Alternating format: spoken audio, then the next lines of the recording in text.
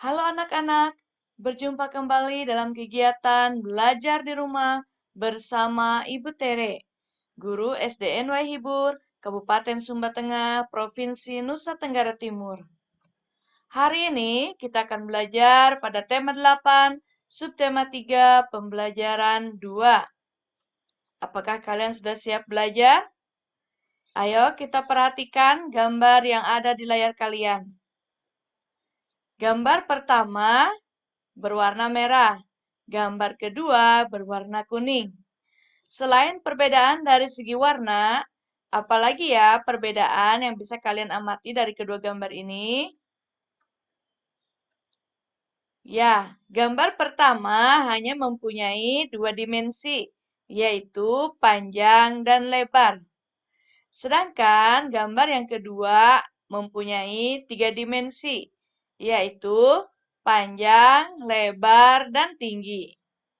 Coba kalian tunjukkan mana yang disebut dengan panjang dan lebar pada gambar yang pertama, dan panjang, lebar, dan tinggi pada gambar yang kedua. Apakah kalian sudah bisa membedakannya? Anak-anak, semua benda yang mempunyai tiga dimensi seperti tadi, panjang, lebar, dan tinggi, itu akan memiliki volume atau isi. Benda-benda yang seperti itu disebut dengan benda tiga dimensi. Nah, sekarang kita akan lihat pengelompokan benda tiga dimensi. Yang pertama adalah benda kubistis. Yang kedua, benda silindris. Dan yang ketiga adalah benda bebas. Pengelompokan ini ditinjau dari jenis bendanya. Sekarang kita lihat satu persatu ya.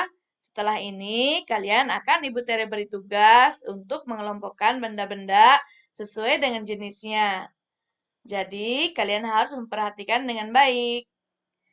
Benda kubistis merupakan benda-benda yang berbentuk menyerupai bangunan kubus atau balok. Ibu Tere berharap kalian masih ingat pelajaran matematika mengenai bangun ruang. Dapatkah kalian menyebutkan contoh-contoh benda yang menyerupai bangun kubus atau balok dalam kehidupan sehari-hari? Coba kalian amati benda-benda yang ada di rumah kalian ya. Yang kedua adalah benda silindris. Benda silindris mempunyai bentuk menyerupai silinder atau elips. Contohnya piring. Coba kalian lihat bagaimana bentuk piring. Apakah piring menyerupai silindris? Kemudian yang ketiga adalah benda bebas. Benda bebas digunakan untuk memenuhi kebutuhan sehari-hari.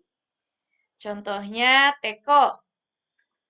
Apa ya kegunaan teko? Bagaimana bentuknya? Coba kalian tanyakan kepada orang tuamu. Nah, ini adalah tugas untuk kalian. Di bagian tengah, Ibu sudah menyiapkan tiga jenis benda, tiga dimensi. Yang pertama adalah kubistis, yang kedua silindris, dan yang ketiga adalah benda bebas.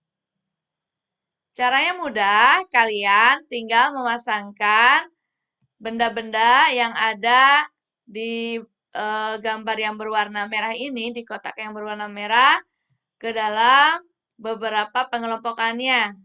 Contohnya, tempat pensil.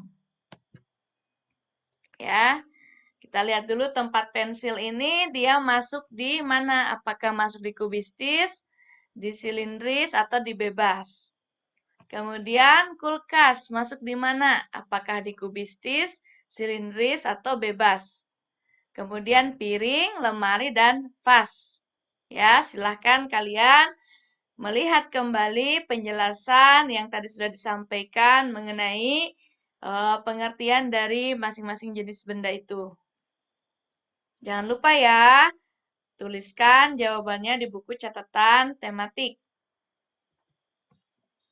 Nah, Anak-anak, tadi Ibu menyebutkan salah satunya itu adalah teko sebagai contoh benda 3 dimensi. Bentuk teko ini mengingatkan kepada sebuah dongeng yang sangat terkenal, yaitu Aladin dan Lampu Wasiat. Apakah kalian juga pernah mendengar atau pernah melihat filmnya di televisi? Coba kalian ceritakan mengenai Aladin dan Lampu Wasiat ini kepada adik atau kakakmu ya. Atau bisa juga kalian bertanya kepada orang tuamu. Ya, baik. Coba kalau kalian perhatikan, bentuk lampu wasiat yang Aladin miliki itu bentuknya seperti teko kecil ya. Jadi itu merupakan contoh benda 3 dimensi. Anak-anak, selain teko, lemari, tempat pensil, kulkas, dan benda-benda lain yang ada dalam kehidupan kita, saat kita bermain, kita juga bisa bisa belajar mengenai gaya, ya. Nah, gaya itu sudah kita pelajari pada pembelajaran sebelumnya, bahwa ada hubungan antara gaya dengan gerak. Contohnya ketika kalian bermain ketapel, seperti Danu yang sedang bermain ketapel. Coba kalian perhatikan gambar yang ada di layar kalian. Pada saat Danu melontarkan batu menggunakan ketapel, apa hubungan antara gaya dan gerak pada peristiwa itu?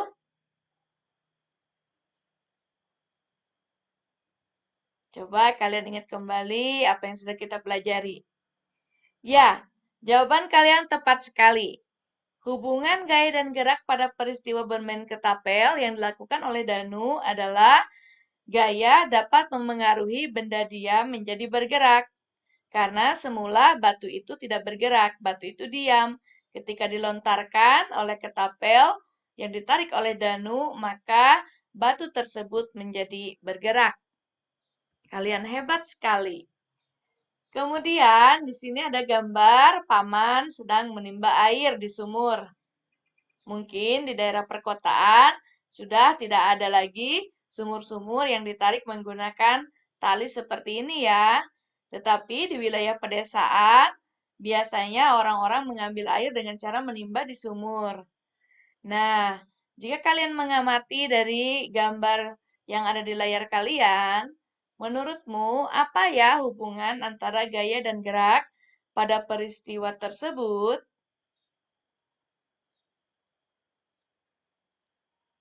Wah, kalian betul. Hubungan antara gaya dan gerak pada peristiwa menimba air adalah gaya dapat memengaruhi benda diam menjadi bergerak. Karena semula ember timba dan tali itu tidak bergerak. Tetapi ketika digunakan untuk menimba air, maka ember dan tali itu akan bergerak ke bawah untuk mengambil air.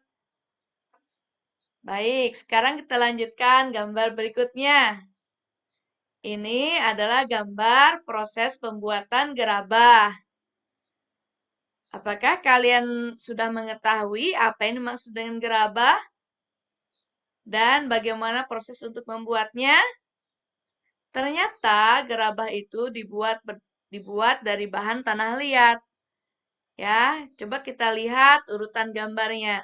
Dari tanah liat itu kemudian dibentuk oleh seorang pengrajin gerabah sehingga menghasilkan gerabah yang sangat bagus.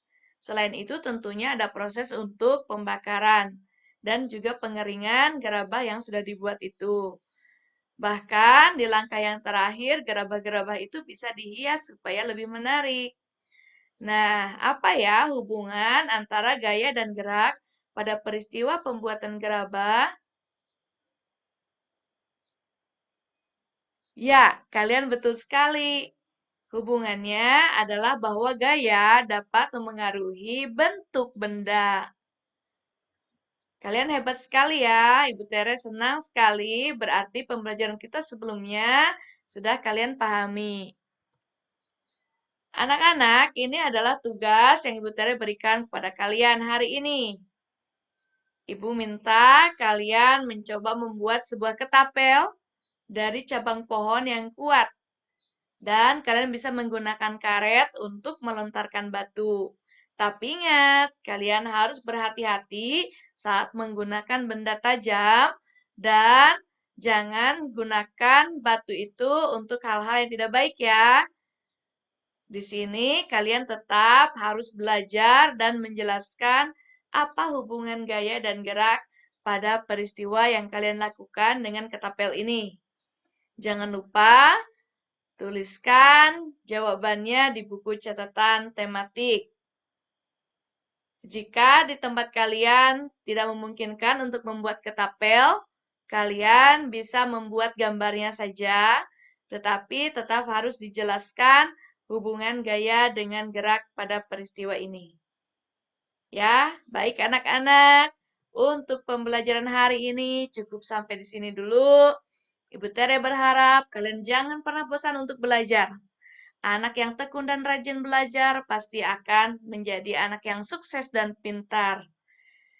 Dan jangan lupa ya, klik like dan subscribe channel video ini.